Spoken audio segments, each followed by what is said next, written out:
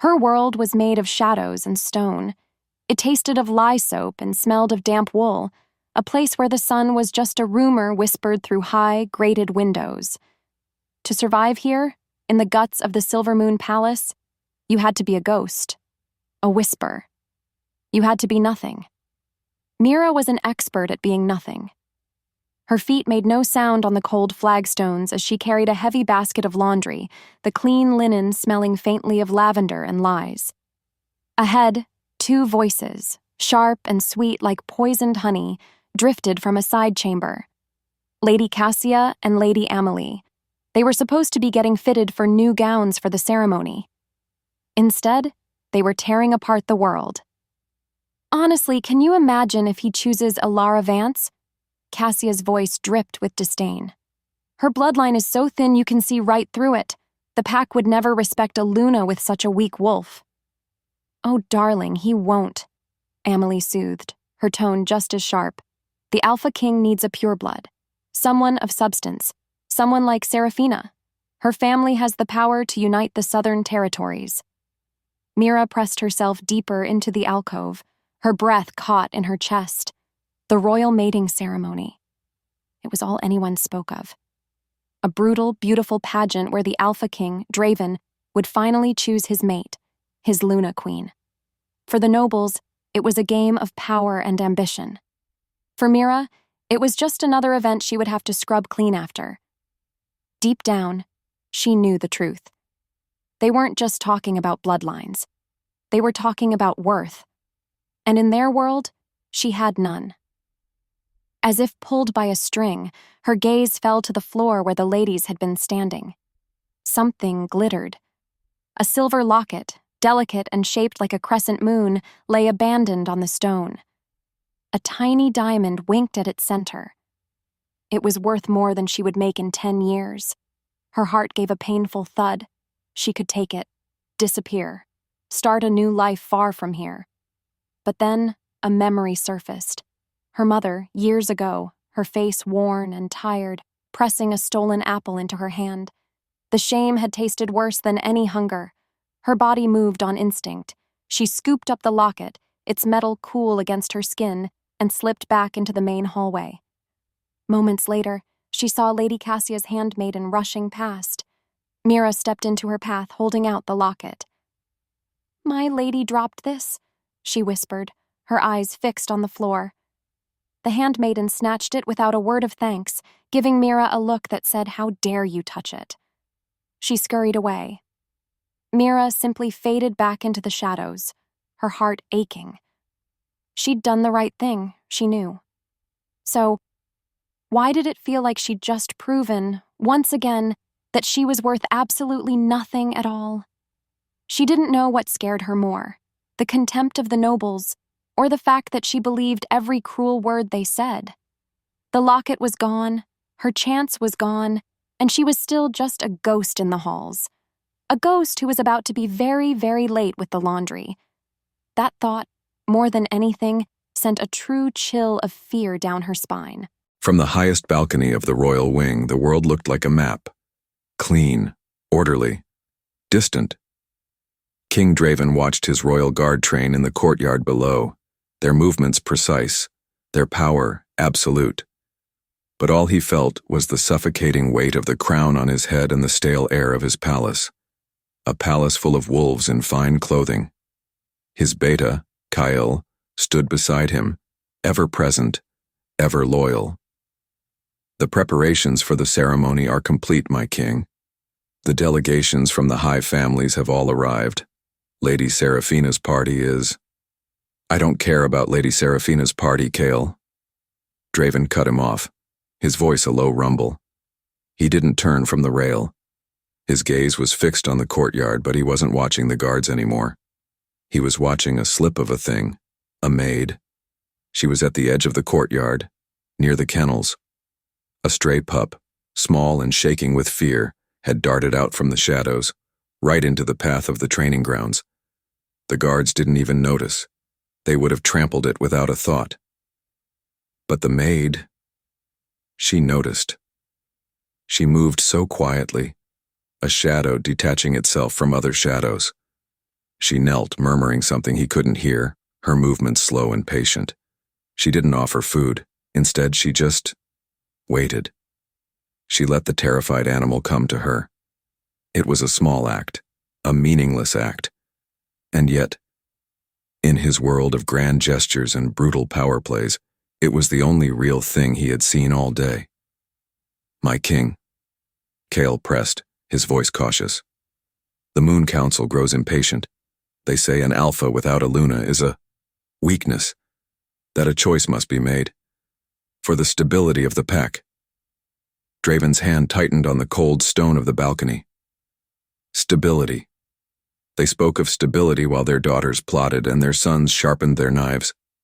They spoke of pure bloodlines because they believed power was a thing you inherited, like a piece of silver. They were fools. Power was a thing you took, a thing you held, and it was lonely. He had watched this maid for months now. He didn't know her name, he didn't want to. Names were for people in the game. She was different. He'd seen her return a dropped purse to a merchant who had insulted her. He'd seen her give half of her own meager dinner to an old, lame wolfhound. She moved through the palace like a phantom, her eyes missing nothing. She saw the truth of this place. He knew it. She saw the rot beneath the gold, just as he did. Maybe it was fate that his gaze always found her in the crowd. Or maybe it was just that in a world of roaring lions, his wolf was drawn to the quiet strength of the mouse. "Draven?" Kale's voice was softer now, a friend's concern breaking through the beta's formality. "Do you have a preference among the candidates?" Finally, Draven turned. He looked at his oldest friend, his most loyal soldier, and saw the same question in his eyes that was in everyone's. Who would he choose? Who was worthy? A cold smirk touched his lips. He thought of the preening ladies, the ambitious families, the vipers in his court. Then he thought of the quiet girl and the trembling dog. None of them are worthy, Kyle. Without another word, he swept back into his chambers, leaving his beta staring out at the courtyard, utterly bewildered. The choice was already made. The world just didn't know it yet, and the storm was about to break. The grand hall was a monster made of marble and gold.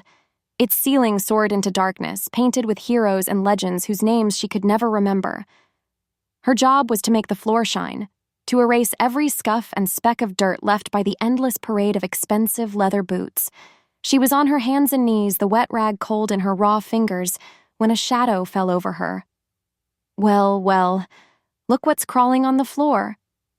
Mira's blood went ice cold. She didn't have to look up. She knew that voice. Lady Seraphina. She kept her eyes down, her world shrinking to the puddle of dirty water in front of her. "My lady," she murmured, the words sticking in her throat. "I do hope you're doing a good job," Seraphina purred, the silk of her gown whispering as she circled Mira like a wolf circling a wounded rabbit. Two of her friends, their laughter like tinkling glass, stood behind her. "The king deserves a clean floor to walk on, don't you think? He'll be walking right here during the ceremony, mine when he calls for me." The arrogance was suffocating. Seraphina was beautiful, with hair like spun gold and eyes the color of a winter sky. Everyone knew she was the frontrunner, the perfect candidate, the daughter of the most powerful alpha in the Southern Territories. She was everything Mira was not. Before she could move, a slipper, delicate, embroidered with pearls, shot out and kicked the side of her wooden bucket. Splash! Icy, filthy water washed over the floor, soaking the hem of Mira's worn dress. A gasp escaped her lips. Seraphina laughed. It wasn't a pleasant sound. "Oh, clumsy me. Or was it you? It's so hard to tell with things that live in the dirt." She leaned down, her voice dropping to a venomous whisper. "Listen to me, little mouse. Filth like you shouldn't even be allowed to breathe the same air as the future queen. You are an insect. Remember that." Humiliation burned hotter than any fever. Tears pricked at the back of her eyes, but she refused to let them fall. No matter how hard she tried to be invisible, people like Seraphina would always find a way to see her just to crush her. Every word was a hammer blow, striking the anvil of her deepest fear. I am nothing. I am worthless. I am filth. In that moment, she believed it. With a final triumphant smirk, Serafina and her friends swept away, their laughter echoing in the vast, empty hall. Mira was left kneeling in the puddle, shaking. Her goal was to finish her work, to escape. But how do you escape a prison you carry inside your own heart? Bah! The sound ripped through the air, a deep, resonant blast from a trumpet on the castle ramparts. It was followed by another and another, a royal proclamation. Her head snapped up. She knew what it meant. Every servant, every noble, every wolf in the kingdom knew. The sound echoed off the marble, a promise and a threat all in one. In 3 days, at the rising of the full moon, the sacred mating ceremony would begin. The countdown had started, and for Mira, kneeling in a puddle of dirty water, it felt like the tolling of a funeral bell. 3 nights later, the world was holding its breath, and Mira was breaking the rules. She wasn't supposed to be here, not even close. The upper gallery was reserved for the ghosts of honored ancestors, not for living maids who were supposed to be scrubbing pots in the deepest part of the kitchen, and yet, as if pulled by a string, she had slipped away. She'd climbed the winding servants' stairs, her heart a frantic drum against her ribs, until she found this spot. A dark corner, hidden behind a thick marble pillar where she could see everything. The grand hall was transformed. It pulsed with the light of 1,000 beeswax candles, their scent thick and heavy in the air, mingling with the expensive perfumes of the court. A low, hypnotic music drifted from a hidden orchestra, a melody that spoke of ancient magic and the pull of the moon, which was fat and silver in the high windows. Down below, the ceremony began. One by one, the highborn ladies were presented. They glided across the floor in gowns that shimmered like liquid jewels, their heads held high, their wolves barely restrained beneath their perfect skin. They were all so beautiful, so powerful. Each one was a predator in silk. Mira felt a familiar, bitter ache in her chest. This was a world she could look at, but never, ever touch. It was like a starving girl staring through the window of a feast. Then, it was Serafina's turn. The music swelled. She entered the hall, and a collective sigh went through the crowd. She was breathtaking. Her gown was the color of fresh blood, her golden hair woven with diamonds that glittered like captured stars. She moved with the lethal grace of a queen who already wore the crown. She stopped before the throne where King Draven sat, silent and unmoving as a statue carved from mountain stone. Serafina bowed, a perfect, elegant dip. "My Alpha King," she said, her voice carrying through the suddenly silent hall. "I offer my strength to your pack, my loyalty to your throne, and my heart to your wolf." The court was captivated. This was it, the perfect match, the perfect queen. Mira could feel it, a certainty that settled in her bones. This was destiny. But then, the king did something no one expected. He did not rise. He did not speak to her. He simply looked past her. His eyes, the color of molten gold, scanned the assembled crowd. They swept over the lords, the ladies, the hopefuls. Mira shrank back behind her pillar, her breath catching in her throat. His gaze kept rising, higher, sweeping across the upper galleries. The moment their eyes locked, her world tilted. It was impossible. He couldn't see her. She was a shadow, a nobody. And yet, he was looking right at her. Not at the pillar, not at the darkness, but at her. In that single heartbeat, the world shifted. The music, the crowd, the candles, it all faded into a dull, distant roar. There was only the weight of his stare, a physical force that pinned her to the spot, that stripped away her invisibility and left her soul bare. Serafina, forgotten, followed his gaze.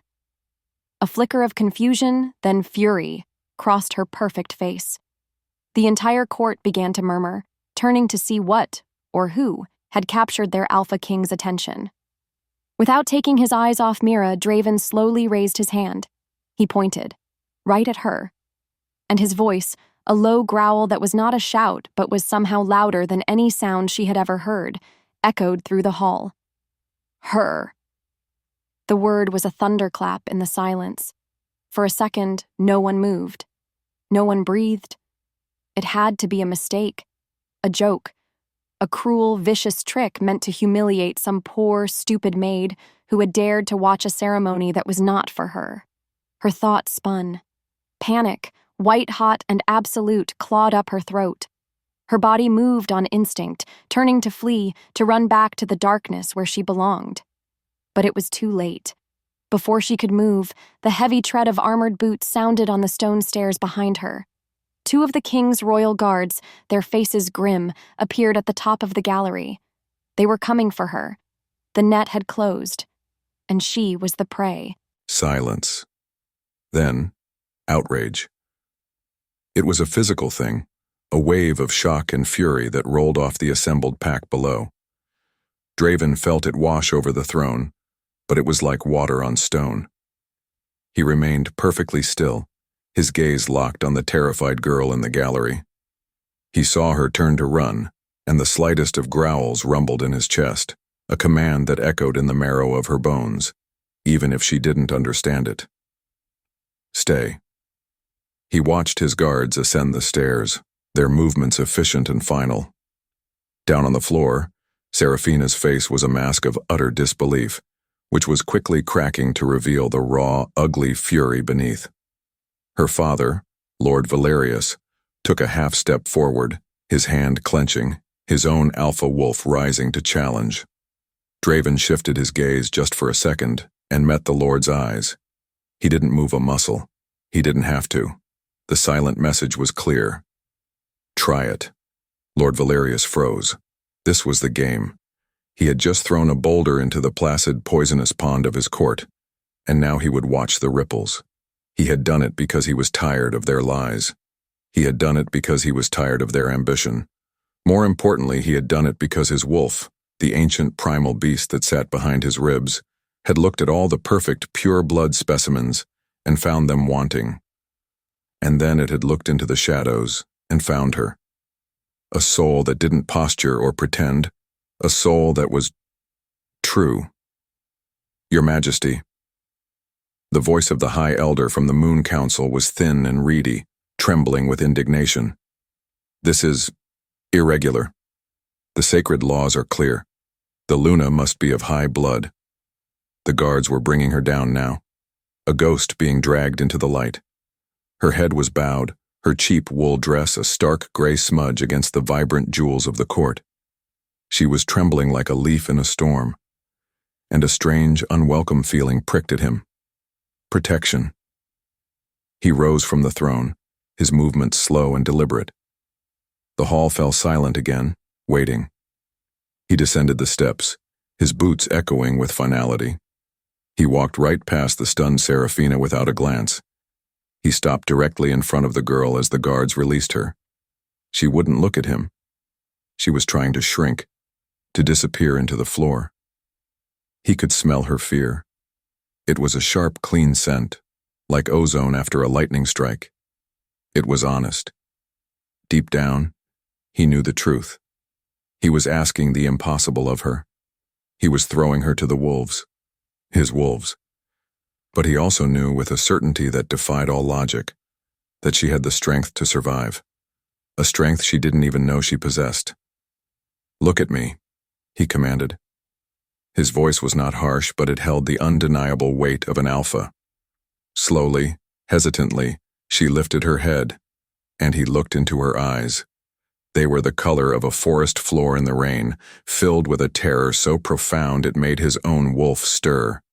He saw the girl who had coaxed the stray pup, the girl who had returned the locket, the girl who moved through his corrupt world like a prayer.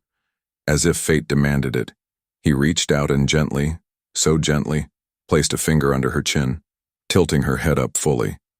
Her skin was soft. The contact was like a spark in the dark. He turned his head just enough so his voice would carry throughout the entire hall, a binding royal decree from which there was no appeal. The sacred laws speak of strength, they speak of honor, they speak of a true heart, he declared, his voice a low, rumbling growl of absolute power. I have made my choice. He looked back down at her, at the trembling girl who held the future of his kingdom in her shaking hands. She is your future queen. The world became a blur of sound and color, a nightmare she couldn't wake from. She wasn't dragged to the dungeons. To make things worse, she wasn't even taken to a cell. She was escorted, a guard on each arm, their grips firm but not cruel, through the stunned, silent court. Faces swam in her vision, a sea of hateful, shocked, and furious expressions. Seraphina's eyes burned into her, a promise of death. Mira squeezed her own eyes shut. They led her up a grand staircase, through corridors she had only ever scrubbed on her hands and knees. They opened a set of towering golden doors and guided her inside. Then they left. The doors closed with a soft, heavy thud that echoed like the closing of a tomb.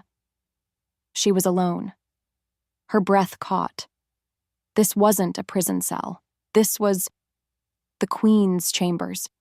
It was a room so vast and beautiful it made her head spin. A huge bed piled high with silk pillows sat in the center. A fireplace, tall enough for a man to stand in, crackled with a warm, inviting fire. Moonlight streamed through a glass door that led to a private balcony, painting the rich carpets in strokes of silver. Without warning, two women she vaguely recognized as the Queen's handmaidens entered from a side door. They didn't speak to her. They didn't even look her in the eye. Their movements were swift and impersonal. Before she could protest, they began to undress her. They pulled the rough gray wool of her maid's uniform over her head, the only dress she owned. They stripped away her life, her identity, the only thing she was. She stood there in her thin undershift, shivering, feeling utterly exposed, a piece of meat being prepared for slaughter. They led her to a warm bath that smelled of roses and oils, and they washed her. Their hands were efficient, scrubbing away the grime and the scent of servitude. They were washing away her. After that, they wrapped her in a soft, thick robe and sat her before a vanity with a mirror framed in gold. A mirror she refused to look into. They dried her hair, combing out the tangles with a gentle touch that felt more like a violation than a kindness. Finally, they slipped a gown of deep blue silk over her head. It was so soft, it felt like water against her skin. It was more beautiful than anything she had ever dared to dream of, and it felt like a shroud. They bowed and left her alone in the crushing, opulent silence. In the quiet that followed, her thoughts spun. This had to be a game, a cruel, elaborate humiliation.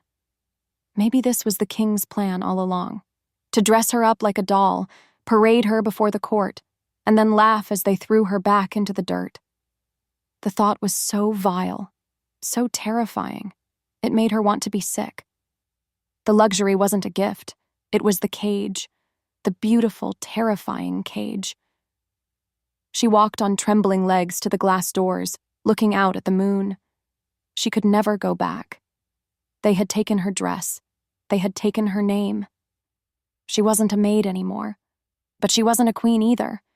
She was nothing, trapped between two worlds, belonging in neither. Her body moved on instinct. She reached for the handle of the glass door. She could run, climb down the balcony, disappear into the night. It was the only thing she knew how to do. Before the words left her lips, the main doors to the chamber opened again with that same soft final thud. He was here. King Draven stepped inside, and the vast, beautiful room shrank until it was nothing but the space between them. He wasn't wearing his crown now. He was just a man. A terrifyingly large, powerful man whose golden eyes seemed to see right through her skin, right into the frantic, terrified beating of her heart. The air thickened, crackling with a tension that made it hard to breathe. He stopped a few feet away, his expression unreadable. The silence stretched. Then he spoke. And his voice was not the commanding growl from the throne room, but something else entirely. Something quieter, deeper, and infinitely more dangerous. We need to talk. His words hung in the air. We need to talk. And Mira's mind screamed a single silent word. No. Talking was for people who had a voice. Talking was for people who had a choice. She had neither. She was a doll, dressed in silk, waiting for her strings to be pulled. And yet, her heart hammered against her ribs, a frantic prisoner demanding to be heard. "I didn't ask for this," she whispered, the words so quiet they were barely a breath. It was the bravest thing she had ever said. Draven's golden eyes didn't mock her. Instead, something flickered in their depths, something that wasn't anger. "I know," he said, his voice a low rumble that vibrated through the floor. "That's why I chose you." The silence stretched. His answer made no sense. It was a riddle wrapped in madness. "You chose me for what?" she managed, her voice trembling. "To be a joke? To humiliate me before the entire kingdom?" He took a step closer, and she flinched back, her hand flying to her throat. He stopped instantly. But then, a look of something pained crossed his face. "No, I chose you because I've watched you. For a long time." An open loop, the words snagged in her mind. Watched her. "I've seen you in the halls," he continued, his voice low and intense. "I saw you return a locket to a lady who had insulted you. I saw you give your own food to a hound no one else cares about. I saw you face cruelty and scorn, and meet it not with weakness but with a quiet honor." He took another slow step. "The pack doesn't need another ambitious schemer on the throne. It needs a heart. It needs your heart, Mira." In that moment, she didn't know what scared her more, the idea that he was a monster, or the terrifying possibility that he was telling the truth. Because if he was telling the truth, the world was even crazier than she'd thought. Her? A queen? It was like trying to imagine a stone could fly. "I'm a maid," she breathed, the words tasting like ash. "I am nothing." "You are everything they are not," he countered, his voice raw. "And you are safer with me than you have ever been in your life, I swear it." He was a liar, or he was insane. Those were the only two options. Before either could speak, the side door opened again, and the two handmaidens entered, their faces perfect blank masks. One was tall and severe, the other small and nervous. "Your Majesty," the tall one said, her voice crisp and cold, addressing the king but looking at a spot on the wall somewhere past Mira's head. "It is time to prepare the lady for the morning meal." The word lady was an insult. Draven's jaw tightened. He gave Mira one last long look, a look filled with a frustration she couldn't understand. Then he turned and left without another word. The moment the main doors closed, the atmosphere in the room turned to ice. "Come," the tall handmaiden, Lyra, commanded. Her companion, Elspeth, scurried to the wardrobe, her eyes darting nervously towards Mira, full of a pity that was almost worse than the contempt. They treated her like an object, a difficult, slightly disgusting object. They dressed her in a simple but elegant day gown, their fingers brushing against her skin with practiced revulsion. Lyra pulled her hair back so tightly it made her eyes water, while Elspeth fumbled with the clasps on a pair of slippers. Deep down, she knew the truth. This was her new reality. A world where she was surrounded by people, yet utterly, terrifyingly alone. When they were done, Lyra opened the door. "The king awaits you in the sunken garden for the breakfast meal," she announced, her tone suggesting Mira was being led to an execution. As they guided her through the now bustling corridors, the morning sun streamed through the windows, making the golden tapestries gleam. And everywhere she looked, she saw the faces of the people she used to work with. Cooks, stable hands, other maids. They stared at her. Not with joy or even envy, but with shock, with fear, with a terrible, unbridgeable distance in their eyes. She was no longer one of them. She was a traitor, a ghost who had stepped out of the shadows and into a light that was going to burn her alive. The isolation was a physical weight, pressing down on her, stealing her breath. This gilded cage was going to be her tomb. The royal council chamber was a pit of vipers. Draven sat at the head of the massive oak table, the air thick with the scent of old wood, beeswax, and the cloying smell of fear disguised as outrage. He had left Mira in the garden, a fragile ghost surrounded by sunlight, and had walked directly into this ambush. They had been waiting for him. "Your Majesty," began Elder Theron, the head of the Moon Council. His voice was like dry leaves skittering across stone. "We must formally protest this union. The sacred laws passed down since the first Alpha are absolute. The Luna must be of a pure, high bloodline to ensure the strength of the Pack's future." Draven let the silence hang in the air for a long moment, his golden eyes sweeping over each member of the council. He saw Lord Valerius, Seraphina's father, his face a thundercloud of fury. He saw Lord Cassian, whose family had hoarded wealth for generations, his expression one of smug condescension. He saw them all, the wolves who thought tradition was a shield for their own greed. "The laws speak of strength, Theron," Draven said, his voice dangerously calm. "They do not speak of arrogance. They do not speak of entitlement. And they do not speak of a bloodline that has grown thin and weak from generations of coddled self-interest." A shocked gasp went around the table. Lord Valerius slammed his fist on the oak. "This is an outrage. You spit on our heritage. That girl is a servant. She has no wolf of note, no name, no power. She will be a puppet queen, a weakness at the very heart of this pack." Draven leaned forward, the motion slow and predatory. The air in the room crackled. The alpha wolf inside him rose, pressing out, a palpable force that made the lesser wolves at the table shrink back in their chairs. "That girl Valerius," he growled, the word a low vibration of pure threat, "has more honor in her little finger than your entire family has in its tainted bloodline. That's why she will be my queen." He held the furious alpha's gaze until Valerius, his jaw clenched so hard a muscle jumped, was forced to look away first. A small victory, but a necessary one. On the other hand, the battle was far from over. "The moon goddess will not bless this," Elder Theron whispered, his eyes wide with a fanatic's zeal. "You invite ruin upon us all, Your Majesty. An unnatural union weakens the bond between our pack and the Sacred Mother. It is a spiritual corruption." This was the true threat. Not the political maneuvering of the lords. He could handle them. But the council. They held sway over the hearts and souls of the common pack. Their words could incite rebellion, could poison the people against Mira in a way no lord ever could. This was the open loop he feared. What power did the goddess, or at least her priests, truly hold over his rule? He had made his choice because he believed in Mira's strength.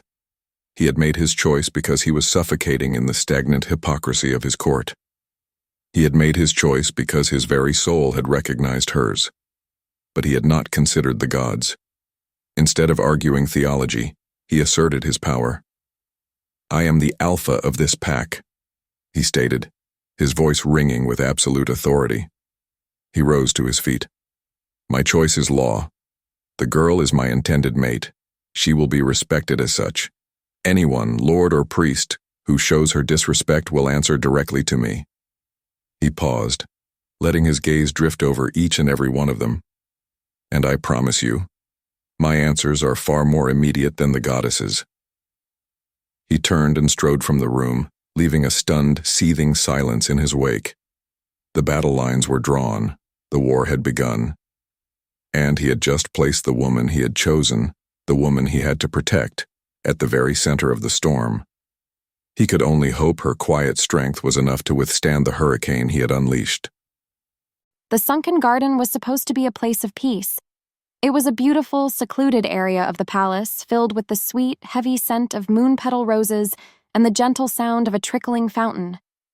After the tense, silent breakfast with the king, a meal where she had been too terrified to eat and he had been too lost in his own grim thoughts to speak, he had told her she could stay here. He'd said it was safe.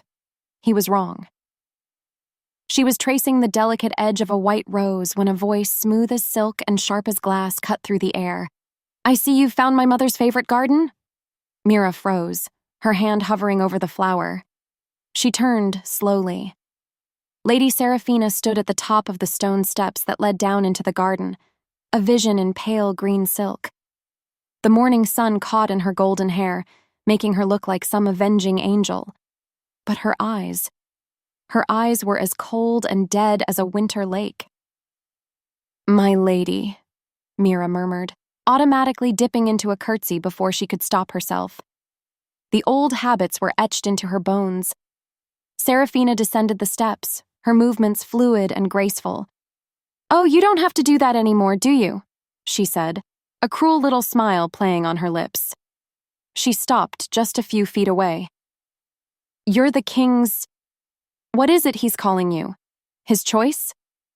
Mira said nothing. Her heart was a trapped bird, beating against the cage of her ribs. "Tell me something," Seraphina continued, her voice dropping to a conspiratorial whisper as she circled her. A predator inspecting its prey. "Do you truly believe this little fantasy will last? Do you think for one moment that you, a little gray mouse from the floorboards, can ever be a wolf?" With every heartbeat, Mira's fear grew. Seraphina's words were the poison-tipped arrows she'd been dreading, and they were hitting the exact center of her deepest insecurities. "You are nothing but a momentary distraction," Seraphina hissed, her smile gone now, replaced by a look of pure, unadulterated hatred. "He's using you to spite me, to spite my family. He will grow bored of his little pet project, and when he does, he will discard you, and you will have nowhere to go. No one will want you. You will be less than nothing." The words struck home, because they were everything Mira already believed about herself. She was a fraud, a joke, a temporary plaything. "I am his destiny," Seraphina whispered, leaning in close. "Our bloodlines were meant to unite. Our wolves were meant to rule. You are just a speck of dirt on the path, and I will simply brush you away." Mira finally found her voice, a small, trembling thing. "Leave me alone." Seraphina laughed, a sound that was both beautiful and terrifying. "Gladly." And then it happened. As Seraphina turned to leave, her foot seemed to catch on the hem of her own gown, right as she passed Mira. She let out a sharp, theatrical cry of pain. "Ah!" She stumbled dramatically, not falling completely, but lurching sideways and catching herself on the stone fountain. She spun around, her eyes wide with fake shock and pain, clutching her ankle. "Did you see that?" she cried out, her voice suddenly loud and panicked. "She pushed me!" Before she could move, 2 royal guards who had been patrolling the upper walkway rounded the corner, their expressions instantly alert and suspicious. Their eyes darted from Seraphina, clutching her ankle in a flawless performance of a wounded victim, to Mira, standing frozen in shock and horror. It was a trap. A perfect, simple, brilliant trap. And she had walked right into it. Her word against the word of the most beloved high-born lady in the kingdom. The guards took a step forward, their hands moving towards the hilts of their swords. In their eyes, she was already guilty. The guards took a step. Then another. Their faces were stone, their hands resting on the hilts of their swords. And Seraphina's triumphant, hateful eyes were boring into her. This was it. The end. She would be dragged away, branded a liar and an assailant, and thrown into a cell so deep she'd forget the sun. Her brief, terrifying dream would be over. Her thoughts spun. She had no power, no name, no one to speak for her. Her word was dust against the mountain of Seraphina's bloodline, and yet, her fear, so cold and absolute, suddenly sharpened into something else, something hard and clear. She was a mouse, yes, but a mouse who had lived her entire life in this palace, a mouse who knew the cats. She didn't look at Seraphina. She looked at the lead guard. His name was Yorick, a big man with a graying beard and a permanent scowl. "Yorick," she said, her voice small but steady. The guard stopped, his eyes widening in surprise that she knew his name. "Your little girl, Ilara," Mira continued, her voice gaining a sliver of strength. "Does she still love the honey cakes from the lower kitchen? I used to save one for her, sometimes, when they were going to be thrown out." Yorick's face, a mask of professional duty, flickered. For a single heartbeat, he was not a guard. He was a father. The other guard shifted, his expression now uncertain. Serafina's face contorted with rage. "What is this peasant babbling about? Arrest her!" But the seed of doubt was planted. Mira had not screamed or cried. She had not protested her innocence. She had spoken a simple, human truth, and it had shifted the balance ever so slightly. Could a girl who saved cakes for a child be capable of a malicious attack? The question hung in the air. Before either could speak, a voice cut through the tension like a blade. "That is enough." King Draven. He stood at the top of the garden steps, a thundercloud in human form. His golden eyes were blazing, but he did not look at Serafina, crumpled and dramatic by the fountain. He did not look at the guards, who had snapped to rigid attention. He looked only at her. In the stillness that followed, the air crackled with his fury. It was a terrifying, protective force that seemed to wrap around her. He descended the steps, each footfall a heavy, final sound on the stone. "Lady Serafina," he said, his voice deceptively soft. "I trust you are uninjured." "She pushed me, Your Majesty," Serafina cried, pointing a trembling finger at Mira. "The little beast." "You will be silent," Draven commanded. The words were not loud, but they struck Serafina into silence as surely as a physical blow. He turned his gaze to Yorick. "Return to your patrol." "But, my king," Yorick stammered. "The lady's accusation?" "The lady," Draven said, his eyes still locked on Mira, "is a guest in my home. And this," he said, his voice dropping to a possessive growl that made the hairs on Mira's arms stand up, "is my future queen. You will learn the difference." He dismissed them all with a wave of his hand. Serafina, her face pale with fury and humiliation, was helped away by the guards.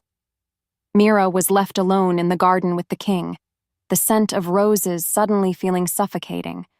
Deep down, she knew the truth. He had saved her. But he had also just painted an even bigger target on her back. "This cannot happen again," he said, his voice low and strained. "They will test you, they will lie. They will try to break you." He finally looked at her, and his eyes were filled with a frustration that seemed to burn. "I cannot be everywhere at once. You must learn to fight back." "How?" she whispered, the single word a plea. "I have nothing." "No," he said, stepping closer. "You have a mind. You have a will. You simply haven't been taught how to use them as weapons." That's why, come morning, her new life truly began. He assigned her a tutor, a stern, hawk-faced woman named Lady Anya, a traditionalist who clearly despised Mira on sight. The lessons were brutal: history, law, etiquette. Every day was a fresh new hell of mistakes and quiet humiliations, and yet Mira endured. She listened. She learned. Because the king had commanded it, and because the memory of Serafina's triumphant face was a fire in her belly. This was her new battleground, not a garden but a classroom, and she would not lose. Rage. It was a familiar ghost. It coiled in his gut, a cold, predatory thing he had inherited from his father. Draven sat in his study, the door barred, a glass of dark liquor untouched on his desk. He could still see the scene in the garden, Serafina's lie, so blatant, so vicious. And Mira, that look of pure, hopeless terror in her eyes. It had ignited a fury in him so profound it had taken all his control not to shift right there and tear Serafina's throat out. But then, he would have been his father. His father, the former king, had ruled with a fist and a snarl. He had been a tyrant, a monster cloaked in the title of king, who saw betrayal in every shadow and weakness in every act of kindness. Draven had spent his entire life, his entire reign, fighting not to become that man. So, he had isolated himself, building walls of duty and cold authority. He trusted no one. He felt nothing. Until her. He had hired Lady Anya because she was a traditionalist. He needed Mira to learn the rules of this venomous world, not to become a part of it, but to learn how to dismantle it from the inside. He needed to see if the quiet girl had the steel he suspected she did. Weeks passed. He received reports. She was struggling, but she was not breaking. She was learning faster than anyone expected. One afternoon, he was reviewing trade agreements with Anya when she made a grudging admission. "The girl," she began, her tone stiff. "She has an eye for detail." Draven looked up from his papers. "Explain." "This trade map from the Stonefang pack," Anya said, pointing to a complex chart. "My clerks have reviewed it. The king's own advisors have reviewed it. We all missed it." She tapped a section of the border. "The river marked here. It is drawn 10 leagues east of its actual position. A clerical error that would grant the Stonefang Alpha control of the silver mines in the Grey Hills." Draven stared at the map. A clever, subtle piece of treachery he and all his experts had missed. "How did you find this?" he asked, impressed. Anya's lips thinned. "I did not. The girl did. She said the color of the ink was different, fainter, as if it had been added later." In a single heartbeat, the world shifted. He had chosen her for her honor, for her kindness. He had never truly considered that her years of silent observation had sharpened her mind into a weapon. That night, he found her in the royal library. She was curled in a large chair by the fire, a heavy book of laws in her lap, looking impossibly small and achingly alone. The firelight danced in her hair. "Lady Anya tells me you saved the kingdom from being swindled today," he said, his voice softer than he intended. She looked up, startled, her forest green eyes wide. "I just noticed something was wrong." He walked over, standing before the fire. The silence of the library was a welcome change from the noise of the court, and in that quiet, something inside him broke open. A truth he had never spoken aloud. "My father," he began, his voice a low rumble. "He ruled with fear. He saw a threat in every corner, a knife behind every smile. He trusted no one, and he taught me that kindness was a fatal weakness, a disease." He looked at her guarded, watchful face. "For years I believed him. I built walls around myself so thick I almost forgot what it felt like to breathe. But then I started watching you. I saw you show kindness when you had nothing to gain. I saw you show honor when no one was watching. I saw a strength in you he would never have understood." He knelt before her chair, an act of submission that would have shaken his kingdom to its core if anyone had seen it. He took her small, work-roughened hand in his. "Do you understand, Mira?" he asked, his voice raw with a vulnerability he hadn't felt in years. "I didn't choose you to be a pawn in my game. I chose you because you are the only one I have ever seen who is strong enough and good enough to be my queen." Before the words left her lips, an urgent, frantic pounding echoed on the heavy library doors. The spell was broken. The doors burst open. It was Kale, the king's beta, his face pale and grim, his chest heaving. "My king," he gasped. "An urgent message from the western border, the Shadow Pack. They've attacked. Our patrol at the river crossing, they were all slaughtered." The air thickened. The intimate, fragile world that had just opened up between her and Draven shattered into a million pieces. Draven was on his feet in an instant, the vulnerable man gone, replaced by the Alpha King. His face was a mask of cold, lethal fury. "How many?" "A full Alpha's guard, my king. 20 warriors. It was an ambush. A declaration of war." The court was in chaos. The news spread like wildfire, and with it, the whispers, the poison, an unnatural union, a bad omen. The moon goddess is angered. Mira heard them as she stood numbly in the corridor, watching Draven give orders. They were blaming her. This attack, this war, it was her fault. The weight of it was crushing. Draven was leaving. He had to ride out immediately, to lead the counterattack himself, to show the Pax that his kingdom was not weak. He was dressed for battle now, in black leather armor that seemed to absorb the light around him. He looked like a god of death. He found her standing by a window, watching the flurry of activity in the courtyard below. "I have to go," he said, his voice flat and hard. She could only nod, her throat too tight for words. The man who had knelt before her just an hour ago was gone, and the terrifying king was back. And he was riding into a battle he might not come back from. With every heartbeat, a new kind of fear took root in her heart. Not fear for herself, fear for him. "While I am gone," he said, turning to face her fully. His golden eyes were intense, searching. "There will be a dispute brought before the throne. Two merchants from the city arguing over a shipping contract. It is a small matter, but their families are allied with Lord Valerius." Her blood ran cold. A trap. "I want you to adjudicate it," he stated. It was not a request. It was an order. Her breath caught. "Me?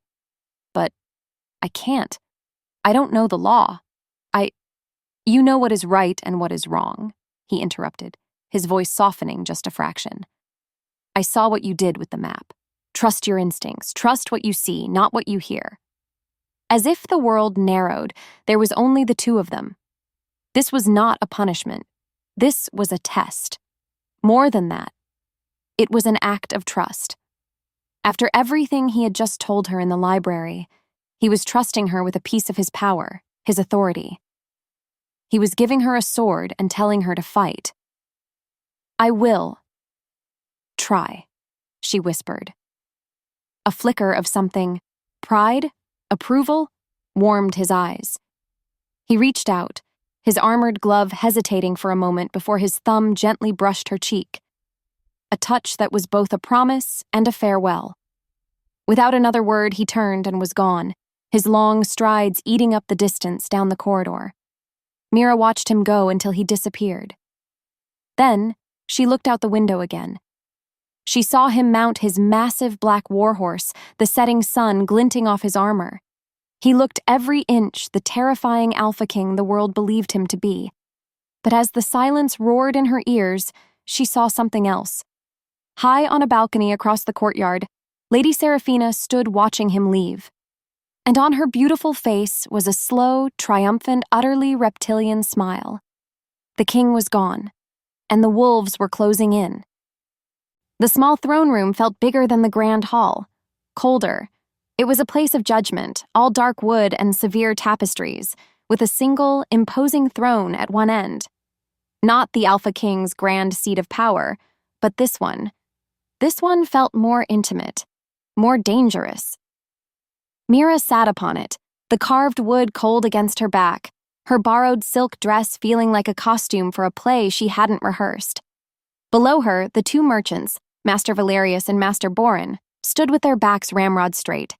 They were cousins of Lady Seraphina, a fact that hung in the air like the smell of smoke. They looked at her not as a queen, but as an insect who had somehow crawled onto a golden plate. The handful of court observers lining the walls whispered behind their hands, their eyes glittering with malice. They were all waiting for her to fail. Her goal was simple. Don't fail Draven. Don't let him down. Her heart skipped a beat. "The matter is simple, my lady," Master Boren began, his voice oozing a condescending sweetness that set her teeth on edge. "The contract, signed and sealed, clearly states that my river barges are to have priority passage. Master Valerius's timber barges blocked the waterway for 3 days, causing my shipment of grain to spoil. The law of the river is clear. I demand restitution." "A lie," Master Valerius boomed, his face turning a blotchy red. "An unforeseen rockslide blocked the main channel, a natural occurrence. The law of the river makes exceptions for acts of the gods, not the tardiness of a competitor." They began to argue, throwing out clauses and precedents and legal terms that were designed to do one thing: confuse her, to make her look stupid. They were building a cage of words, and she was the animal they intended to trap inside. Her thoughts spun. She could feel the panic rising, a cold tide in her chest. She didn't know these laws. She didn't understand their contracts. Draven's words echoed in her mind. Trust what you see, not what you hear. She held up a hand, a small, trembling hand. Silence. Shocked, absolute silence. An insect had just told the wolves to be quiet. "Master Valerius," she said, her voice barely a whisper, but it carried in the tense quiet. "You say there was a rock slide? Where?" "At the bend of the Serpent's Tooth, of course," he blustered. "I used to do the laundry for the river patrol barracks near that bend," Mira said softly, a memory surfacing, an open loop from her old life. "The currents there, they are very strong. They wash everything away. A rock slide large enough to block the channel. It would have to be immense." Valerius paled slightly. "It was. And your barges," she continued, turning to Boren. "The grain spoiled in 3 days?" "Completely. The summer heat is unforgiving," he declared. "Yes," Mira agreed. "But the royal kitchens get their grain from the same fields as you. They store it in ventilated, dry-sacked barrels. It can last for weeks, even in the heat." She looked at him, her gaze direct for the first time.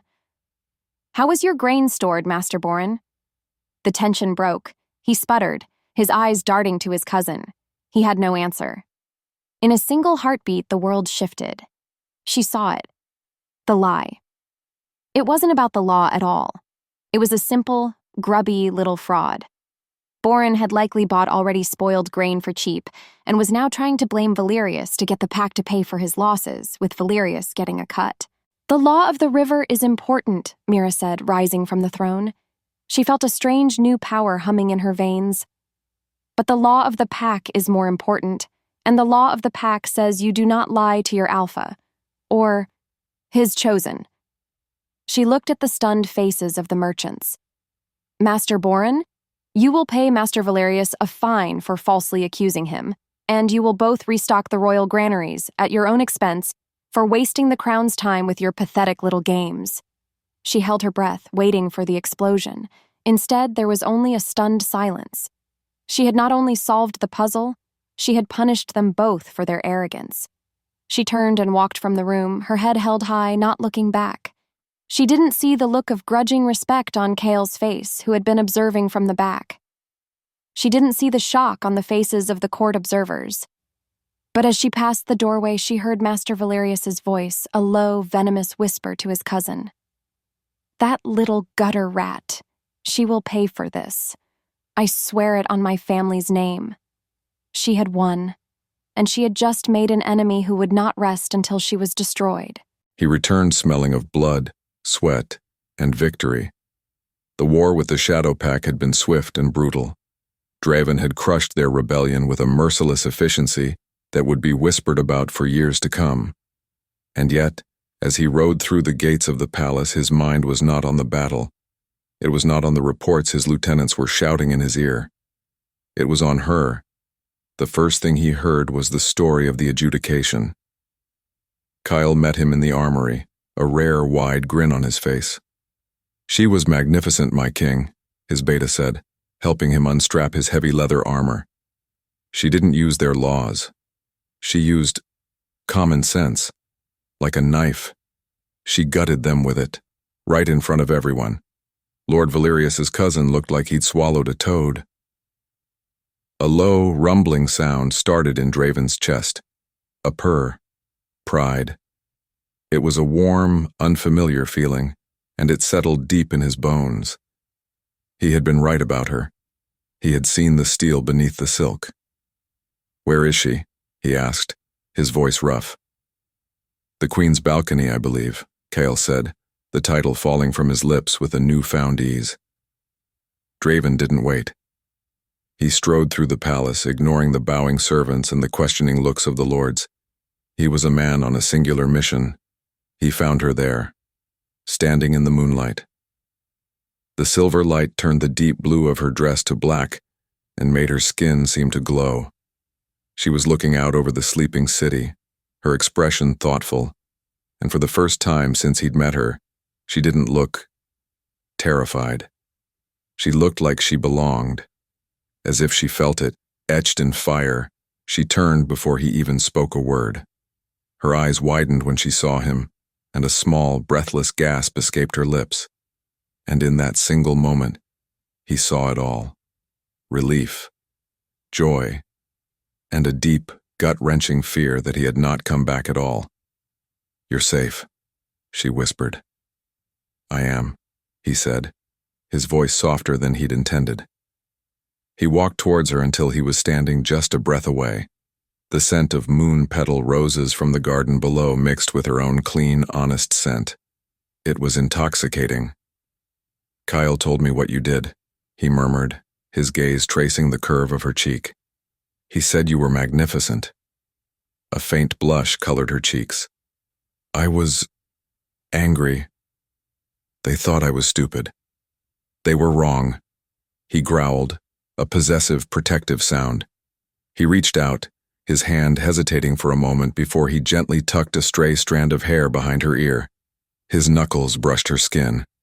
A jolt, hot and electric, shot through them both. "I was afraid for you," she admitted, her voice trembling slightly. "Out there." The space between them burned. He saw now that the true battle hadn't been on the western border. It had been here, in this palace, and she had fought it alone. "I am proud of you, Mira," he said, the words raw, torn from a place deep inside him he kept locked away. "More than you can ever know." Her world tilted. She looked up at him, her forest green eyes shining with an emotion that mirrored the wild, untamed thing clawing its way out of his own chest. Desire. Hope. A terrifying, beautiful connection that defied all logic. Between one breath and the next, he lowered his head. He gave her every chance to pull away, to turn aside. She did not. He kissed her. It wasn't a king claiming his queen. It was a man, starved and broken, finding his solace. It was gentle at first, a question. Her lips were so soft, so hesitant. And then she answered. A tiny sigh escaped her, and she leaned into him, her small hands coming up to rest on his chest. The kiss deepened, becoming something else entirely. Something hungry, something desperate. It was the heat of the battle and the cool peace of the moonlight. It was the rage and the quiet. It was everything he was, and everything he wanted to be, all in one searing, soul-shattering moment. He wrapped his arms around her, pulling her flush against him, needing to feel the solid, real presence of her. He was drowning, and she was his only breath. As fire bloomed beneath her skin, he finally broke the kiss, resting his forehead against hers. They were both breathing heavily, the world spinning around them.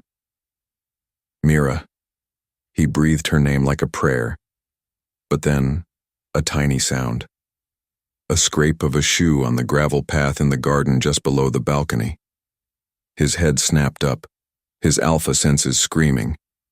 He scanned the darkness. For a moment, he saw nothing. Then, a shadow detached itself from the base of a statue and slipped away into the deeper darkness of the palace. Someone had been watching. Someone had seen everything, and their moment of fragile, perfect peace had just been turned into a weapon. Hope was a dangerous, beautiful, terrifying thing. For the first time since being ripped from her life, Mira felt it bloom in her chest, a warm, fragile flower.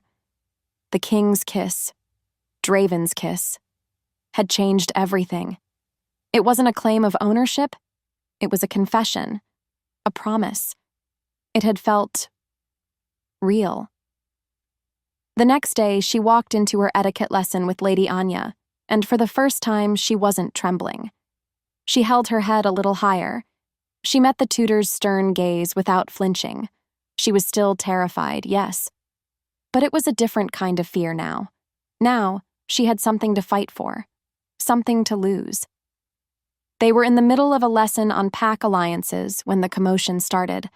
A murmur from the corridor outside, growing into a wave of excited, shocked voices.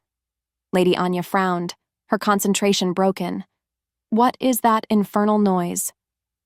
Before she could move, the door to the classroom was thrown open. It was Elspeth, the nervous little handmaiden, her face pale and her eyes wide with a kind of horrified excitement. "My lady, you have to come. Everyone is in the grand hall. Lady Seraphina." She trailed off, her hand flying to her mouth. A cold dread, sharp and familiar, snaked its way around Mira's newfound hope.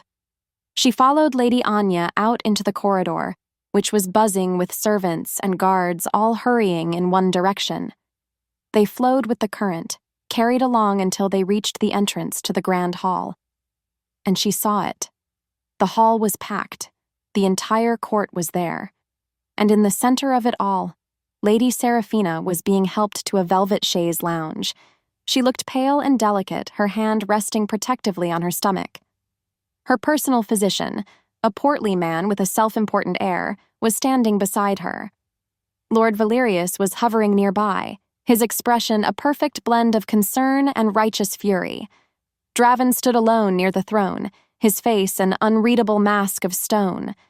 But Mira could feel the tension rolling off him in waves. This was a performance, a carefully staged piece of theater, and she was the intended audience. "What is the meaning of this?" Draven's voice boomed, cutting through the whispers. The physician puffed out his chest. He took Seraphina's hand and spoke, his voice ringing with practiced importance. "Your Majesty, my lords and ladies, I have just had the honor of confirming the most joyous of news." He paused for dramatic effect. "Our beloved Lady Seraphina is with child." A growl rose in her throat. The hope that had bloomed in Mira's chest withered and died, turning to ash. The air was punched from her lungs. A child. The hall erupted, a mixture of shocked gasps and triumphant shouts. "A blessing from the moon goddess!" someone cried. "A true heir!" Seraphina, bless her treacherous heart, began to cry. Soft, delicate, heartbreaking sobs. She didn't say a word. She didn't have to. She slowly lifted her head, her tear-filled eyes looking across the room, past her father, past the physician, and locked directly onto the king. It was a silent, devastating accusation. Her soul answered the silent call of betrayal. Mira's entire world tilted and shattered. The kiss, his confession in the library, his pride in her. Had it all been a lie? Was she just the game, and Seraphina was the prize? The old, familiar voice of her own worthlessness screamed in her mind. "Of course he wouldn't choose you. You are nothing. She is his destiny." "This is a lie." Draven's voice was a low, lethal growl. He took a step forward. "I have never touched her." But his denial was lost in the chaos. Seraphina's supporters were already shouting. "The king denies his own heir. He casts aside a true alpha female for a common stray." It was brilliant, a perfect, inescapable trap. If he stood by Mira, he was a liar who denied his own child. If he accepted Seraphina, Mira was cast aside, humiliated, and destroyed.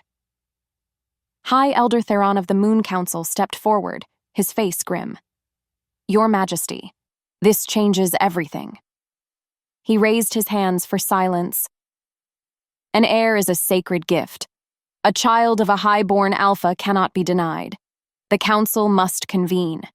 We must have an emergency session to discuss the future of the pack and the legitimacy of your claim." His eyes flickered to Mira for just a second, and in them, she saw it. Contempt. Victory. The trap had been sprung, and its steel jaws were closing around her throat. The Grand Hall was a theater, and he was the unwilling star of Seraphina's masterpiece. The court buzzed with her victory, the lie now spoken into truth by the sheer force of their desire for it to be so. He had dismissed the council, his voice a low thunderclap of command that had sent them scurrying. But then he had a more important, more dangerous meeting to attend. He found her in her family's private chambers, Lord Valerius standing guard like a bull at a gate. Draven walked past him as if he were a piece of furniture. Seraphina was lounging on a chaise, a picture of fragile, wronged beauty. The moment the door closed, however, the tears vanished. Her eyes were hard, glittering chips of ice. "You will undo this." Draven's voice was a low, lethal growl. "You will tell them you lied." She laughed, a light, airy sound that was more insulting than any shout. "And why would I do that? The moon goddess has blessed me. The people are celebrating. They are calling for their true queen." Rage, a hot, black familiar thing, surged in his chest. The ghost of his father whispered in his ear, "Take it. Break her. Make her fear you." He took a step forward, his hands clenching into fists, the alpha wolf inside him screaming to be let out. He could end this right now. A snarl, a threat. He could terrify the truth out of her. And she saw it. "Go on," she taunted, her voice a purr. "Do it. Show them all the monster you truly are. Show them the tyrant who would threaten a helpless pregnant mother to deny his own child. They will love you for it." The air thickened. He stopped. The rage turned to ash in his mouth. She had him, perfectly, utterly. He was a king whose greatest power was now his greatest weakness. Because if he used his fury, if he became the brute his father had been, he would not only prove her right, he would lose the last piece of himself. He would become the man Mira should rightfully fear. "This is not over," he bit out, the words tasting like poison. "Oh, I know," she said, her smile returning. "It has only just begun." What followed was a political nightmare. The Moon Council convened, and he was forced to attend. They didn't accuse him directly. Instead, they spoke in circles, their voices dripping with false reverence and sharp-edged warnings. "For the stability of the pack, Your Majesty. To avoid a crisis of succession, until the truth of the child's parentage can be divined." As a result, they came to their wise conclusion. A period of reflection. A formal decree that King Draven and his chosen would live separately while the council mediated. It sounded so reasonable, so fair, but it was a blade to the heart of his authority. It was a public declaration that they were legitimizing Seraphina's claim. It was a move designed to do one thing: isolate Mira. He looked at their smug, pious faces, and he had no choice but to agree. To fight them now would be to start a civil war, to appear as a tyrant rejecting their sacred wisdom. So, he nodded. He agreed to their terms, and it felt like a surrender. He left the chamber, the ghost of his father laughing behind him. He had faced down armies, he had crushed rebellions, and yet he had just been completely outmaneuvered by a single perfect lie. He was a king in a cage, and he had just allowed them to lock the door on the only person in the world he had started to care about. The silence was the loudest thing she had ever heard. The day after the council's decree, her world had simply stopped. The handmaidens, Lyra and Elspeth, were gone. Her etiquette lessons with Lady Anya were cancelled. The guards who had been posted outside her door were removed. The king, she was told by a nervous servant who wouldn't meet her eyes, was occupied. She was not a prisoner. To make things worse, she was something far worse. She was irrelevant. She spent the day wandering the vast, empty queen's chambers. The beautiful silk gowns in the wardrobe felt like a mockery. The lavish meals left outside her door tasted like dust.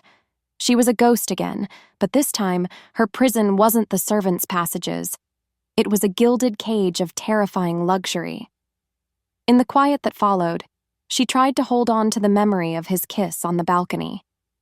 She tried to remember the look in his eyes in the library when he'd told her she was strong, but the memories were fading, drowned out by the roaring silence and the poison of her own doubts. "He hasn't come to see me." The whispers followed her whenever she dared to step into the corridor. She saw them, the ladies of the court, the servants she used to work with. They would see her, and their conversations would stop. Their eyes would slide away. They would turn their backs. She was a disease, a contamination. Her chest ached. The isolation was a physical thing, a heavy cloak that smothered her. She had been alone her whole life, but this was a new kind of loneliness. A loneliness that came after a single, brief moment of connection, which made it 1,000 times more painful. That night, unable to sleep, she slipped out of her chambers. No one stopped her. No one cared. She kept to the shadows, her old instincts taking over, and made her way towards the kitchens, craving a simple piece of bread, a taste of her old life. As if the forest watched, she stopped near a guard alcove, hearing voices. It was Yorick, the guard from the garden, and another man. "It's bad in the city," the other guard said, his voice low and worried. "Fights breaking out near the market square. Some street preacher is riling them up. Says the king's unnatural union has angered the moon goddess." Mira's blood ran cold. "Says the harvest will fail," the guard continued. "That the Shadow Pack attack was a bad omen. They're calling for the king to set aside the servant girl. They're calling for Lady Seraphina, a proper blessed Luna." Jorik sighed, a heavy, tired sound. "The people are scared. It's a dangerous time." In a single heartbeat, the world shifted. The whispers weren't just in the palace anymore. The poison had seeped out into the city, into the kingdom. It wasn't just about her feelings anymore. It wasn't just about courtly games and her own humiliation. People were getting hurt. The kingdom was unstable. The pack was suffering. Because of her. She backed away into the shadows, her hand pressed against her mouth to stifle a sob. The weight of it, the sheer crushing weight of it, settled on her shoulders. She was not a queen. She was a curse, a blight upon the land, and the man she was starting to care for. She stumbled back to her empty, silent chambers, the guard's words echoing in her ears. A dangerous time, and she was the danger. She stood on the balcony, the same one where he had kissed her. The moon was a cold silver coin in the black sky, offering no warmth, no comfort. A few nights ago, under this same moon, she had felt the first fragile bloom of hope. Now, that hope was a dead thing in her chest. In the stillness that followed, her thoughts spun in a dizzying downward spiral. It was all so clear, a simple, terrible equation. Her presence in the palace was a sickness. It had weakened Draven, forcing him to fight his own council, his own laws. That weakness had invited the attack from the Shadow Pack. That attack had spilled the blood of his warriors. And now, that sickness was spreading to the people, causing riots, inciting fear, threatening his entire reign. She had been so foolish, so arrogant, to think, even for a moment, that she could be a queen. Seraphina had been right all along. She was a speck of dirt, a little gray mouse, and her pathetic attempt to be a wolf was tearing the whole forest apart. Her soul answered the call of sacrifice. She looked out over the sleeping city. She loved him. It was a terrifying, hopeless, and undeniable truth. She loved his strength. She loved the unexpected vulnerability in his eyes. She loved the man he was, beneath the fearsome king. And because she loved him, she knew what she had to do.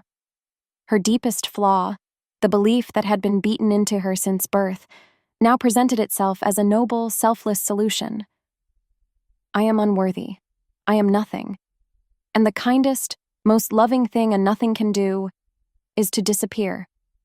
The goal was no longer to survive. It was to save him. From her. Without thinking, she turned from the balcony. Her movements were quiet, deliberate. She walked to the opulent wardrobe and ignored the silk gowns. Tucked in the very back, in a drawer she had hidden it in, was her old gray maid's uniform, the only thing that had ever truly been hers. She stripped off the heavy silk robe. It felt like shedding a false skin. She pulled on the familiar, rough wool of her old life. It felt like coming home. she didn't write a note. What could she say? Thank you for the dream, but I am the nightmare? As the silence roared, she slipped out of the queen's chambers. She kept to the shadows, a ghost returning to her haunting grounds. She knew the secret ways of this palace, the servants' passages, the forgotten stairwells, the paths that the highborn never saw. She moved through the guts of the castle, a phantom of her former self. The path was dark and smelled of damp stone and despair. It was the path of her past, and now it was the path of her future. She reached a small, barred grate at the base of the outer wall, a place she used to sneak out of as a child to look at the stars. The lock was old and rusted, a moment of panic. Then, with a strength born of pure desperation, she pulled. The grate groaned, scraped, and swung open. A cool night breeze, smelling of freedom and the forest, washed over her face. She slipped through the opening, her worn leather shoes sinking into the soft earth outside the castle walls. She gave one last, lingering look back at the glittering, beautiful prison. Then, without another thought, she turned and ran. She melted into the darkness of the woods, a ghost disappearing at dawn, leaving behind a gilded cage, a broken hope, and a king who was about to wake up and find his entire world had gone missing. The morning sun crept into the queen's chambers, painting the empty, opulent room in strokes of accusing gold. It was wrong. The air was still. The breakfast tray left outside the door was untouched, its silver covers cold. The massive bed, a sea of silk and down, had not been slept in. A deep primal wrongness settled in Draven's bones, a cold dread that had nothing to do with politics or war. He called her name. Mira. The silence that answered was a living thing. A monster. He moved through the room, his heart a cold, heavy stone in his chest. He checked the balcony. The doors were unlocked, the cool morning air drifting in, carrying the scent of roses, and nothing. Her scent was gone. He searched the bathing chamber, the sitting room, his movements growing faster, a controlled panic setting his teeth on edge. Then he saw the wardrobe. The great wooden doors were slightly ajar. He strode over and pulled them open. Gowns of silk and velvet hung in a rainbow of silent accusation. Everything he had given her, everything she had left behind. He ran a hand over the fabrics, his mind refusing to accept what his senses were telling him. No. Without warning, his eyes caught on a small, simple drawer at the bottom of the wardrobe, the one he had seen her place her old things in. He ripped it open. It was empty. The gray wool maid's uniform, the symbol of her old life, of her invisibility, was gone. In a single heartbeat, the world shattered. The rage, the betrayal he had expected to feel. It wasn't there. It was replaced by an agony so profound, so complete, it buckled his knees. He braced himself against the wardrobe, the air punched from his lungs. She hadn't left him for another. She hadn't been stolen. She had left because she believed she was not worthy of staying. She had run away to save him from herself. The lie from the court, the poison from Serafina. It hadn't just isolated her. It had confirmed the deepest, most terrible wound in her soul. And he had let it happen. His inaction, his political maneuvering, had driven her back into the shadows. As the silence roared, a new feeling rose from the ashes of his despair. A rage unlike any he had ever known. It was not the hot, uncontrolled fury of his father. No. This was a cold, silent, absolute wrath. It was the fury of an alpha whose mate had been hunted, tormented, and driven from his very den. He straightened up, the agony crystallizing into a terrifying, singular purpose. He would not become his father. He would become something far, far worse for his enemies. He stalked from the room, his strides long and powerful. Servants and guards flattened themselves against the walls as he passed. He did not see them. He saw only her face, her terrified eyes, the way she had looked at him in the moonlight. He found Kyle in the training yard. She's gone. Draven's voice was a low, deadly growl. Kyle's face went pale. "My king." "I seal the city gates," Draven commanded, his voice devoid of all emotion save a chilling finality. "No one gets in. No one gets out. Triple the patrols on every street. I want every house, every inn, every stable searched." He would find her. He would protect her. He would destroy anyone who had ever made her feel like she was less than the queen of his entire world. "My king, the council," Kyle began, his voice hesitant. Draven turned, and the look in his eyes made his beta take an involuntary step back. "The council has no authority here. There is only my will." He leaned in, his voice dropping to a whisper that was more terrifying than any shout. "Find the physician who attended Lady Seraphina. Find him now. I don't care if you have to tear his house apart stone by stone. Bring him to me." Without another word, he turned and strode towards the battlements, a king who had finally found his cause. The hunt had begun, and he would burn his kingdom to the ground to bring her home. The city's underbelly smelled of stale ale, wet straw, and hopelessness. Mira was hidden in a tiny, windowless room above a noisy tavern, a space generously offered by an old, stooped woman named Martha.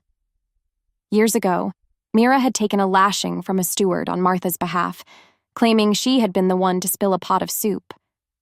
It was a small act of defiance, long forgotten. But then, Martha had remembered. The old woman had found her huddled in an alley and had taken her in without a single question.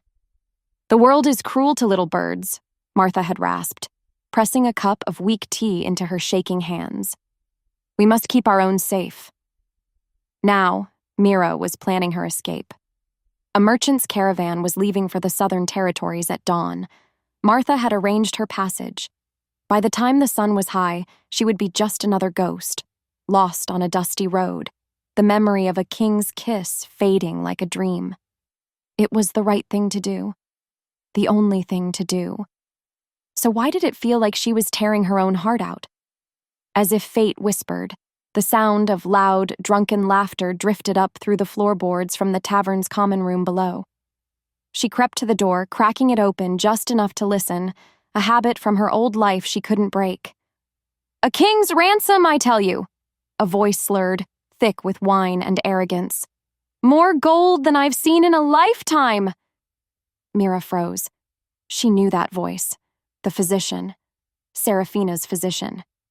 "And all for what?" Another voice, a low, gravelly rasp, asked. A smuggler, by the sound of him. "Telling one little lie?" "The best kind of lie," the physician cackled. "Harmless, poetic even. Lady Seraphina is a true artist. A whisper here, a fainting spell there, and the whole kingdom believes a miracle has occurred." He took a loud gulp of ale. "She even gave me a bonus to disappear for a while. A long, long while. The sea serpent sails on the morning tide, and I will be on it." The blood drained from Mira's face. The room tilted. A lie. A paid lie. She had known it, in her gut. But to hear it spoken aloud, so casually, so cruelly, it changed everything. The despair that had crushed her for days evaporated, burned away by a white-hot, protective fury. This wasn't just about her anymore. This was about him. They were going to trap him, force him to mate with that snake.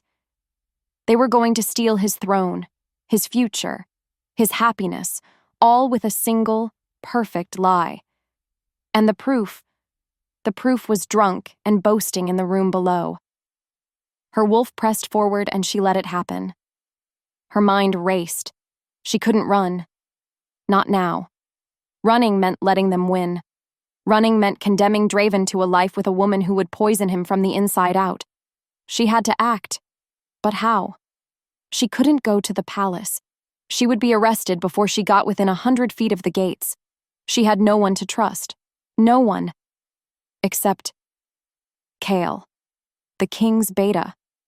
She remembered his face in the small throne room. He hadn't looked at her with contempt. He had looked intrigued, maybe even respectful.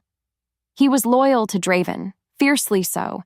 If he knew the truth, would he listen? It was a terrifying risk, a wild, desperate gamble.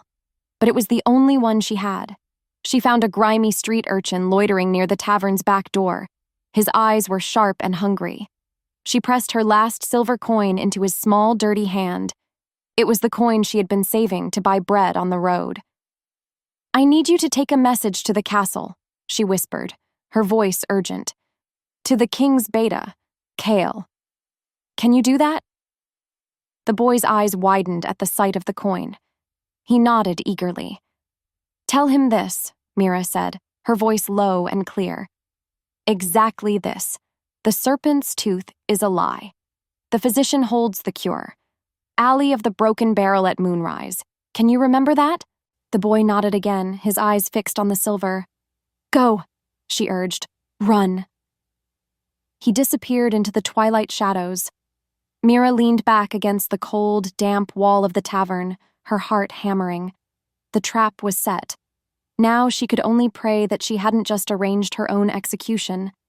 The city was a powder keg, and Draven was the spark. His royal guard moved like a black tide through the streets, their faces grim, their authority absolute. The city gates were sealed. A suffocating sense of fear settled over the capital. The king was hunting. At the same time, in the Royal Guard's command center, Kale received the urchin's message. He dismissed the boy with a piece of bread and stared at the strange coded words. The serpent's tooth is a lie. The rockslide. The merchant dispute. Mira's first victory. The physician holds the cure. It clicked into place with the force of a physical blow. The lie. The pregnancy. It was all connected. His orders were clear. Find Mira. But this message, it suggested that finding the physician was the key to everything. To disobey his alpha, his king, in the middle of a citywide lockdown was unthinkable. It was treason. And yet, his loyalty was not just to the man, but to the pack. And the pack was being poisoned by a lie. He looked at the map of the city, at the dark, tangled mess of the lower quarter, where the alley of the Broken Barrel was located. He made his choice. The alley was a crack between two leaning, decrepit buildings. It smelled of refuse and old rain. Mira huddled in the deepest shadows, her heart a frantic bird against her ribs. Every sound was a threat. The scuttling of a rat, the distant shout of a city guard, the pounding of her own blood in her ears. Moonrise. It was time. As if summoned, she heard him. Stumbling footsteps, a drunken humming. The physician appeared at the mouth of the alley, his bag of gold clutched in one hand. Mira stepped out of the darkness. "Doctor," she said, her voice quiet but firm. He squinted, his eyes struggling to focus. "You." Recognition, then pure, slobbering terror washed over his face. "You're supposed to be... It's over," she said, taking a step towards him. "You're coming with me to the palace. You're going to tell the king the truth." "Never!" he shrieked, clutching his gold. He turned to run. But then, two figures melted out of the shadows at the alley's entrance, blocking his escape. They were large, silent. They were not the city guard. Her breath caught. "The lady sends her regards," one of them snarled, his voice a low growl. A long, cruel-looking knife appeared in his hand, its edge gleaming in the faint moonlight. "She says loose ends should be tied up permanently."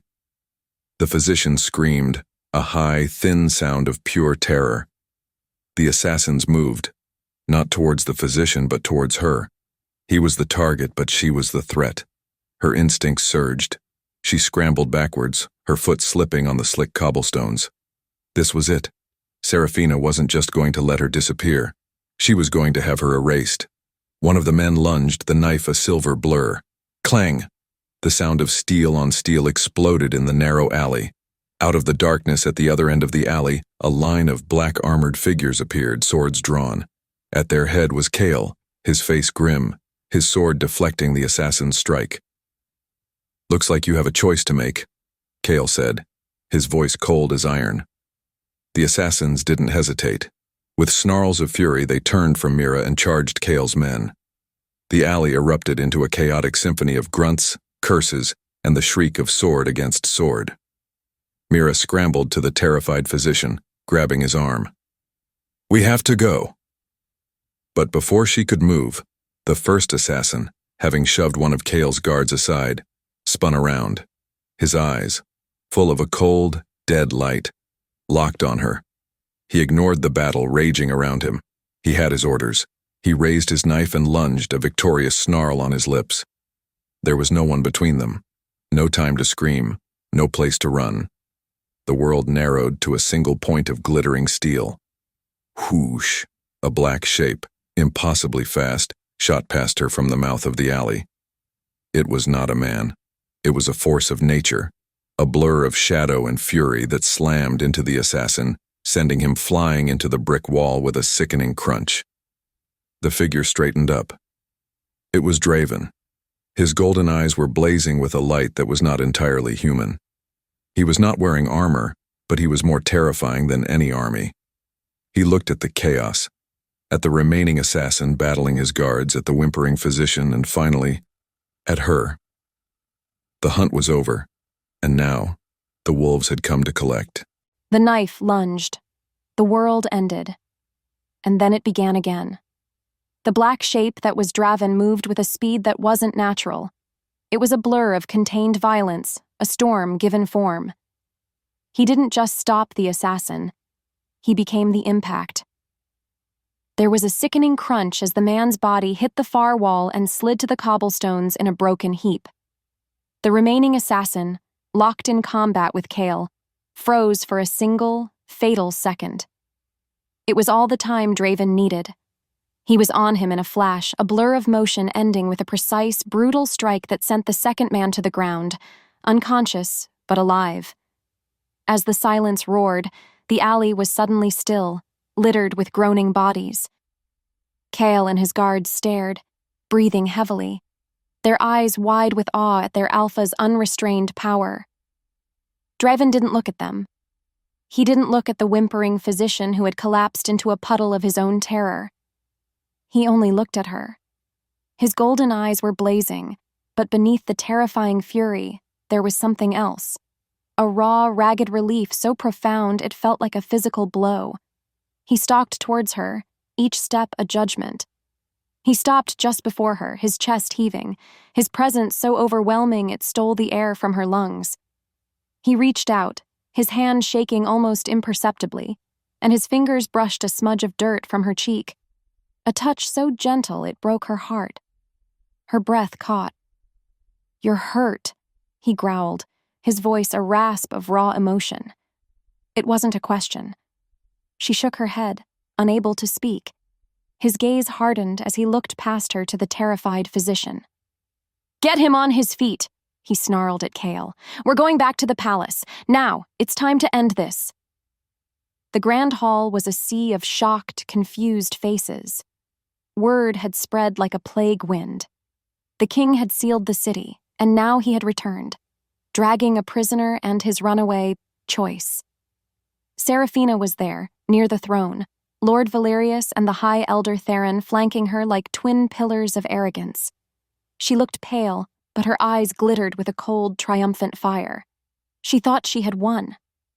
Draven strode into the center of the hall, dragging the physician behind him like a sack of grain. He threw the man to the floor at Seraphina's feet. "Tell them," Draven commanded, his voice echoing in the vast, silent hall. "Tell them the truth, now!" The physician, sobbing, his face a mask of terror, looked from Draven's furious eyes to Seraphina's murderous glare. He chose the more immediate threat. "It was a lie," he shrieked, the words tumbling out in a desperate, pathetic rush. "All of it, the pregnancy. It was a lie. She paid me. She paid me to lie and then paid me to disappear. She said it was for the good of the pack." A collective gasp went through the hall. A tidal wave of shock and disbelief. Seraphina didn't even flinch. She simply looked at the groveling man at her feet with pure contempt.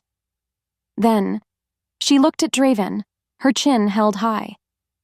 "He is a known drunk and a liar," she said, her voice ringing with defiance.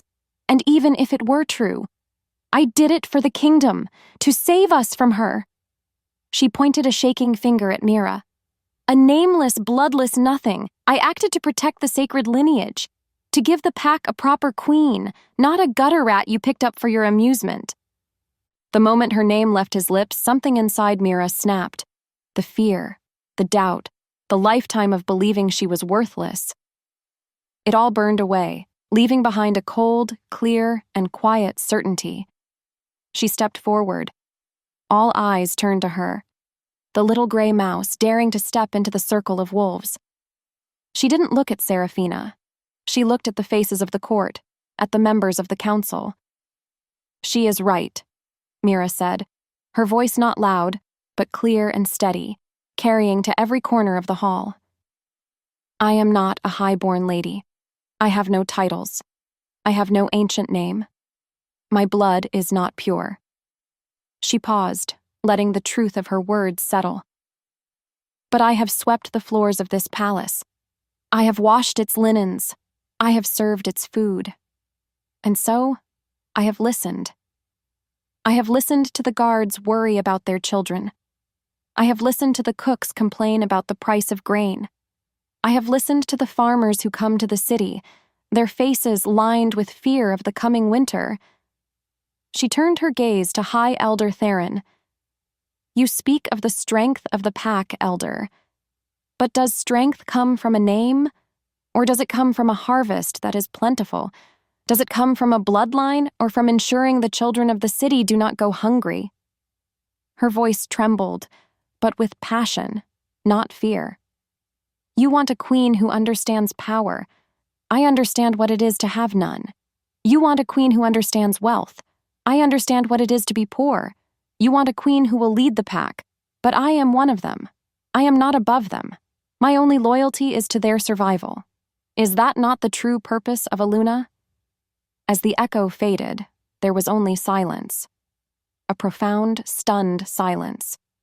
She had not argued law. She had not pleaded. She had spoken the simple, undeniable truth of her heart.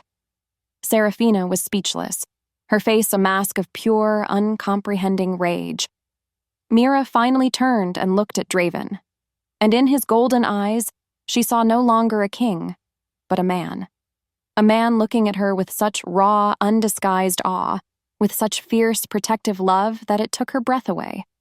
The battle was over, and the maid had won. Justice was swift. It had to be. Before the stunned court, Draven passed his judgment. Lady Serafina, he said, his voice cold as a winter river. For the crimes of treason against the crown and conspiracy to murder, you are stripped of your name and your titles. You and your family are exiled from these lands. If you ever set foot here again, the penalty is death. Lord Valerius roared in protest, but the royal guards were already moving, their faces grim. The disgraced family was escorted from the hall, their reign of influence shattered into dust. The physician was dragged away to the dungeons, his fate sealed. Next, Draven turned his gaze to the Moon Council. The elders, including Theron, flinched as if struck. You spoke of sacred laws, Draven said, his voice quiet but carrying a new weight. Not the weight of a tyrant, but of a true king. Let us speak of them now. A new era begins today, an era where honor is valued above heritage, and strength of character is valued above strength of blood. We will re-examine the old ways, all of them. It was not a threat, it was a promise. The council bowed their heads, chastened and defeated. He dismissed them, and the court, with a wave of his hand. The hall emptied out, leaving only the scent of fear and the lingering taste of revolution. But then, his only thought was for her. He found her in the sunken garden. She was standing by the fountain, her hands trailing in the cool water, washing away the grime of the alley, of the fight, of her old life. The moonlight streamed down, and she looked peaceful, exhausted, but finally, truly peaceful. He walked down the stone steps, his footsteps the only sound in the quiet night. She looked up as he approached. "It's over," he said softly. She nodded, a small, sad smile touching her lips. "It is." He stopped before her, the space between them no longer a chasm of rank and power, but something fragile and new. "I failed you, Mira," he said, the words torn from his soul. "I threw you into this pit of vipers and did not protect you. I let their poison get to you. I let you believe you had to run." She looked up at him, and her forest green eyes were clear and shining. "You didn't," she whispered. "You taught me how to fight. You showed me a strength I never knew I had." She hesitated, then her fingers found his.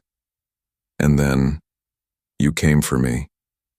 Her chest ached with a love so fierce it was a physical pain. He brought her hand to his lips, pressing a kiss to her knuckles. "Always," he vowed. He looked at the woman before him, the quiet maid who had faced down his entire court, the ghost who had become the heart of his kingdom.